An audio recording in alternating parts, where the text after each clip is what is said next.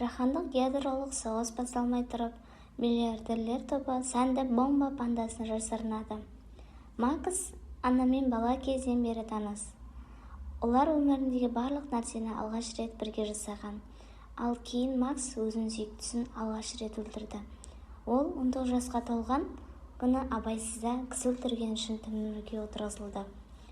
Қайғы мен кінәдан азап шеккен әрі миллионер болған ол тез арада 3-ші блоктың нысанына айналып, тыныс алу құқығы үшін ақша төледі. Бірақ ол ақшаның бәрі оған қорғаныс бола алмайтын уақыт келді. Соққылар жиіледі. Оны тіпті кір жуғыш машинаға қатал лақтырды. Макс бәрібір өмір сүргісі келді. Ол шынығып, қорлаушыларға қарсы тұрып, сол арқылы құрметке ие болды. Осылайша ең күтпеген жерде ол дүниенің сұлулығын таныды. Жаңалықтарда Ресейдің ядролық зымырандармен жүруі мүмкін сүңгіру қайығын ұстаған туралы хабарлай бастайды. Макстың назарын басқа жаққа аударып, оны шартты түрде мерзімнен ерте босататынын айтады. Бірақ ол Қытайдың Тайваньға басып кірген туралы жаңалыққа көбірек қызығушылық танытады. Бірнеше сағаттан кейін Макс бостандыққа шығады. Оны әкесі Барель күтіп тұрған еді. Әкесі оны босатуға бірнеше апта бойы тырысқан. Себебі әлем жақында жойылады және ол онымен бірге баруы керек. Макс қайда бару керектігін түсінбейді. Оған жауап ретінде бункерге бару керек екенін естиді. Бункерді басқаратын адамдардың үкіметте байланыстары бар. Бұл отбасымен бірігудің соңғы мүмкіндігі шығар. Аннаның әкесі де сонда келеді. Бұл онымен сөйлесуге тамаша мүмкіндік. Адамдардың тек шағын бөлігі ғана төтенше жағдайда кезінде 10 жыл өмір сүруге мүмкіндік беретін аса құпия бункерге рұқсат қағазын сатып ала алады. Бірінші және басты ереже бункердің бар екенін және орналасқан жерін ешкім білмеуі керек. Киммер бункер көлдің астында 275 метр тереңдікте орналасқан. Жер астында 47 отбасына арналған шағын қала жасырылған. Онда барлық нәрсе бар. Жалпы ауданы 20 000 шаршы метр. Балалар бөлмелері, спа кешендері, ал көрініс жалықтырмас үшін Игера Аксановтың орта өзгертуді сұрауға болады. Кіреберіс ерлі-зайыптылардың олардың орналасқан жерін ешкім қадағаламас үшін телефондарын алып қояды және комбизондар береді. Оларға датчик орнатылған, ал білезіктер өмірлік көрсеткіштерді оқиды. Бункердегі барлық есіктер биометриялық құлып арқылы ашылады. Аннаның отбасы Максты көргеніне аса қуанған жоқ. Макс Гильермодан кешірім сұрайды.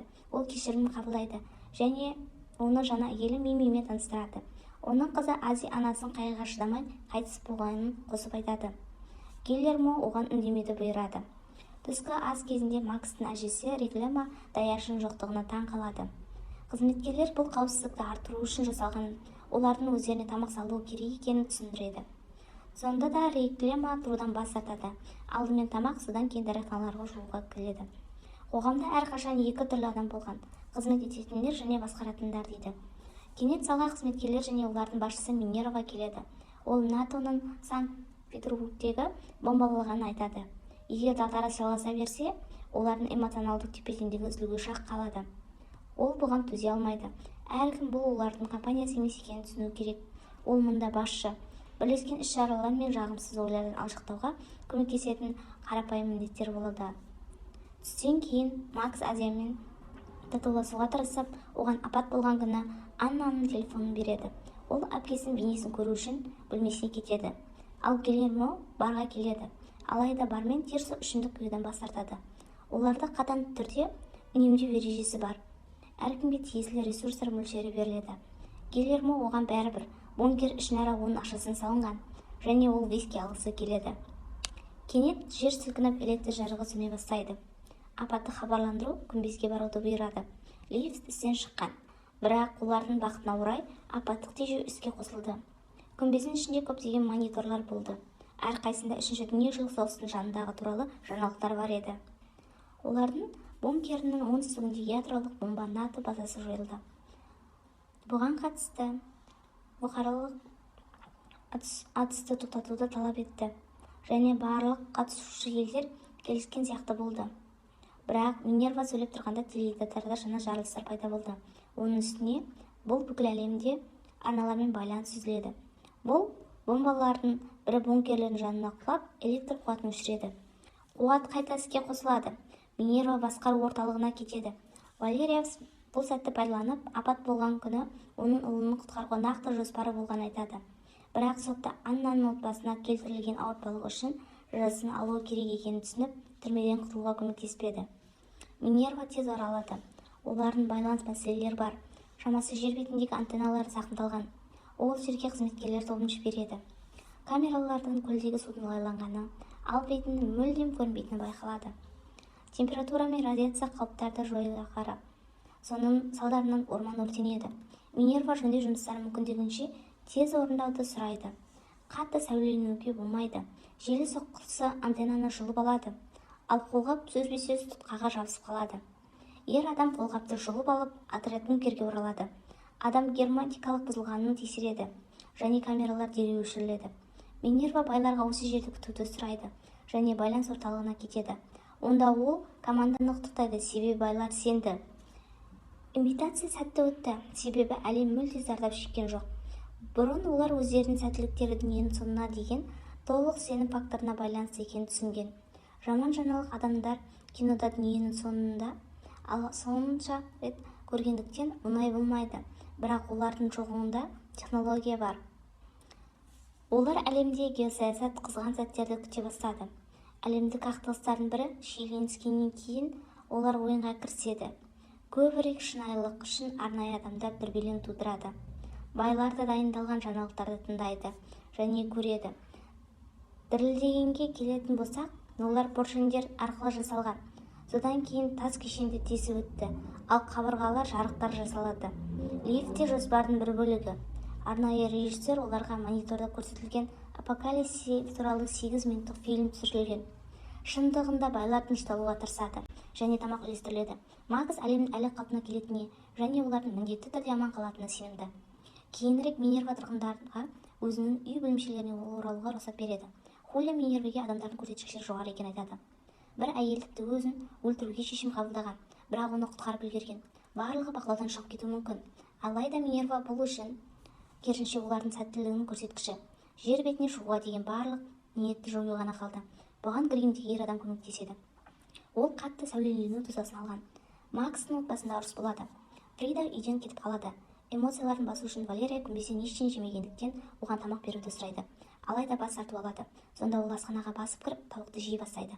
Бұл қызметке реакты электрошокер қолдануға мәжбүр етеді. Мұны Макс көреді және әкесін қорғайды. Түрмеде алған дағдыларының арқасында ол қызметкерді қарусыздандырады және Валерияға тамақ ұстануды жалғастыруды ұсынады. Шуға басқа күзетшілері жүгіріп келеді, бірақ Минерва оларға Максты жіберуді сұрайды. Жаңа күн туады. Қызметкерлерге мимидің сирек кездесетін қаны қажет болды және оны медициналық кешендерге алып барады. Бұл науқас ер адамдармен жасаған шоудың бір бөлігі. Басқа адамдар арасында қорқынышты тарату үшін ең әсерлендіргіш адамдар қажет болды. Ең бастысы оларға көп ақпарат бермеу, ауруды құпиямен жабу. Осылайша олардың миы одан да қорқынышты көрініс жасайды. Бәрі тамаша жұмыс істеді. Адамдар өз отбасыларына ер адамдар өлім аузына екенін, олардың енді сыртқа шыға алмайтынын айтады. Қызметкерлер кесекте жеңісті тойлайды. Холли бұл адамдардың қалай азап шегетінін көре алмады және бәрін айтып бергісі келді. Сол үшін Минерваның ағасы Зира оны өлтірді. Басқалар үшін бұл әділетсіз жағдай деп аталады. Дегенмен Гарция бейнебақылау камераларын көргісі келеді. Бірақ барлық кадрлар бұрыннан өзгертілген. Минерва байларға екі қызметкердің бұл дүниеден кеткенін және тұру режимі мерзімсіз ауыстырылғанын хабарлайды. Бұған бір адамға тамақты нормалау кіреді. Бұл ең алдымен рұқсат етілген көп жеген Валерияға қатысты. Макстың әрекеті де айыпталады. Олардың жағдайында қауіпсіздік бірінші орында. Егер біреу оны бұзса, салдар одан да қатал болады. Азия қоқыс құбырынан қайта аппаратын білгісі келеді және қызметкерлерінің оны сол жерге апаруды сұрайды. Бейнесінде ол әпкесінің білезігін түсіріп алған сияқты. Бірақ шын мәнінде телефонын лақтырып жібереді, себебі бейнені көруге шыдамады. Бұрын команда байлардың оларды жоғалғаннан кейін достарын іздеуді мүмкін екенін ойластырылған. Бұл үшін олардан бейне үндеу жазуды сұраған. Оларды іздемеуді сұрау себебі оларға шағын саяхатқа аттанады. Ал олар телефондарын бергенде оларға Роксана Джи жасанды интеллект қосылады. және өзі хабарламауға жауап береді. Жи оның ағасымен жасалған. Олар байлардың дәл көшірмесін жасай алады. Себебі Роксана оларды әрқашан бақылап жазып отырады. Сондай-ақ олардың қарапайым адамдардан да ешқашан болмаған нәрсені жеке кеңістікке алып тастайды. Терция Азияны қоқыс қоймасына апарады. Осы сәтте пресс қосылады.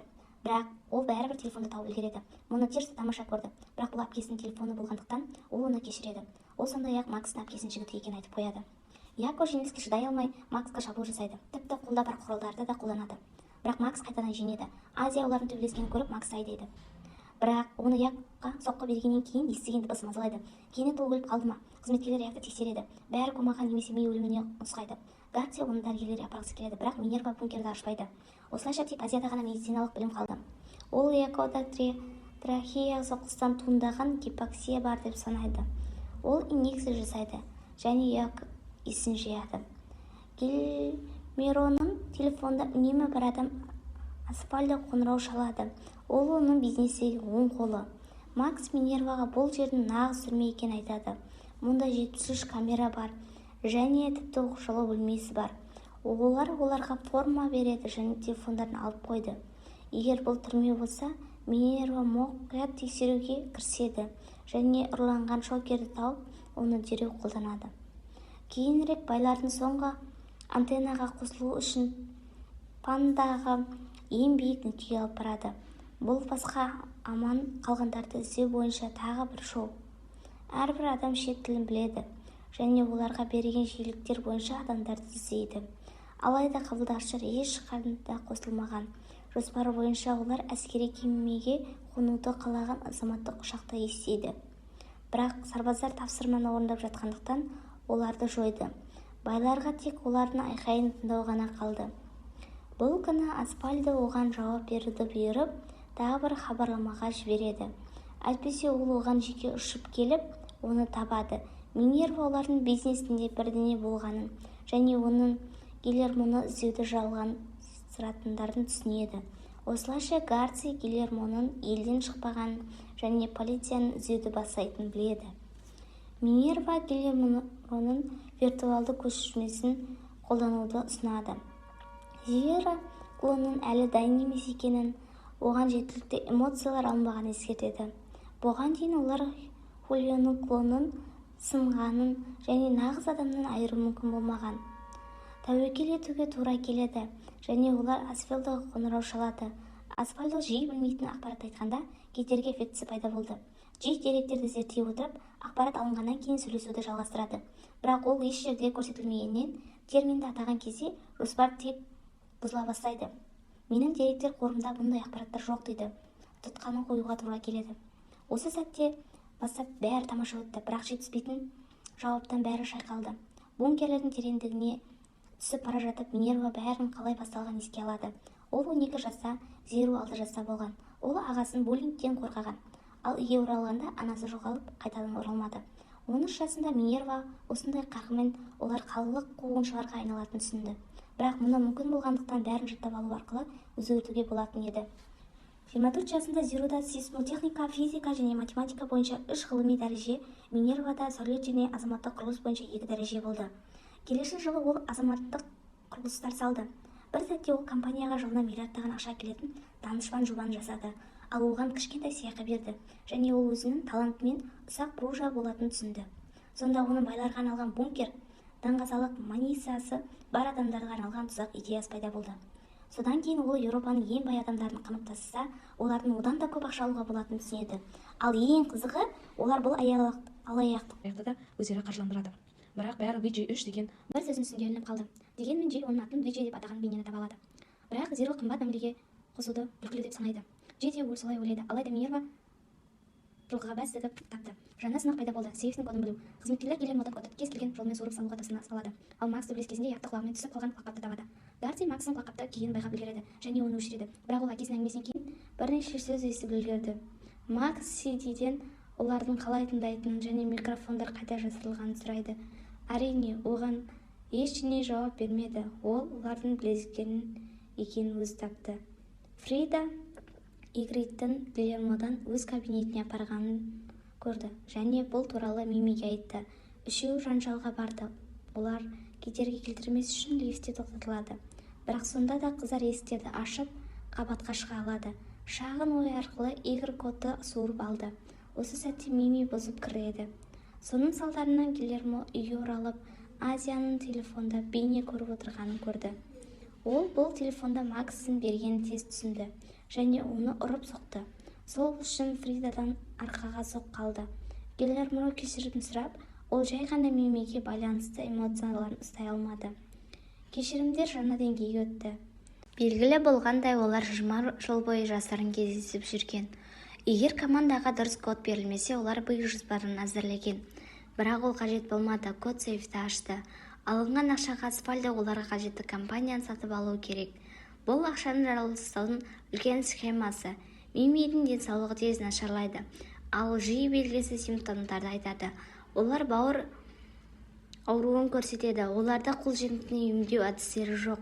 Оған анадиализ қажет етпесе, Мими өледі. Макс Азияны тауып басқа бөлмеге апарады. Онда олар тыңдап тұрғандықтан оған карталарды көрсетіп, оған қосылуды сұрайды. Макс картаны зерттеді. Оларға жанында аурухана бар. Ол сонда барды. Бірақ оның алдында қауіпсіздік жүйесі бұзу керек. Бұл жоспар туралы Макс әкесіне айтады. Ол сот алдында Гильермо Максты Валерия түрмеден құтылуға көмектессе, өлтіремін деп қорыққандықтан айтуға шешім қабылдайды. Макс бункерді аралап шығып, жасырын апаттық баспалдақты іздеп тапты. Егер күзеттің назарын басқа жаққа аударса, ол осы баспалдақты пайдаланады. Азия бомба жасауды біледі. Бұл бәрін назарын аударуға тамаша мүмкіндік. Бірақ оның алдында Макста басқа ұсыныс бар. Қабырғадан тесік жасап, кешеннің қуатын қысқа тұйықтату. Оның салдарынан жиі команда Асфальдан сөйлесіп жатқан сәтте істен шығады. Роксан фирманың автоматты заставкасы қосылады. Бұл Асфальдоны қатты шатастырады. Жиі қалпына келгенде ол елден кетуге жиналып жатқан. Бірақ олар оны дайындалған қонақ үйде қалуға көндіре алды. Ал Макс пен Азия білезіктерді жұлып тастайды. Терса бөлмені жоспарлы тазалауды жүргізеді, бірақ оны ұстап алып құлыптатты. Азия оны формаға киіндіріп қоймаға кіреді. Ол жерден бомбаға қажетті ингредиенттерді алды. Және шәйнек қыздырғанда, содан кейін жарылғанда ол қалқанды ертеді. Су қызғаннан кейін жарылыс болады. Ол қарбаласта Макс баспалдақтан түседі. Асфальдоға келетін болсақ, ол қажетті құжаттарға қол қойып, $900 миллион аударады. Ол ұшаққа отырғаннан кейін оны алданғанын түсінеді. Ол ұшақты кері бұруды бұйырады. Олар қайтып келуі керек. Осы уақытқа қарай жалған кеңсе жоғалып кетті. Қоңырау кезінде Гильермодан оны колледжге қалай атағанын сұрайды. Әрине ол мұны білмейді. Алайда бұл лақап аты Гильермо ойлап тапқан.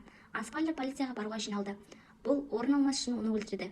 Бұл кезде Макс есіктің алдында тұрып, сыртқа шығуға дайындалып жатқан. Бірақ Азия Мимидің қайтыс болғанын айтады.